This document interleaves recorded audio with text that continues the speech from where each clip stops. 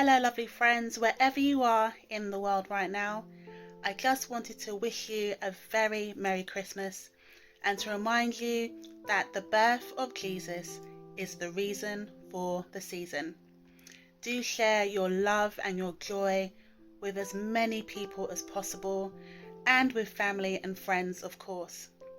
But don't forget to remind them that Jesus Christ is Lord and that He died just so they could have life more abundantly and to experience the love of God.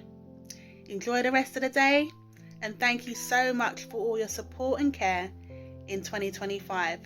And as we head towards 2026, may all be well with you, and may we continue to encourage each other. So until the next time, take care.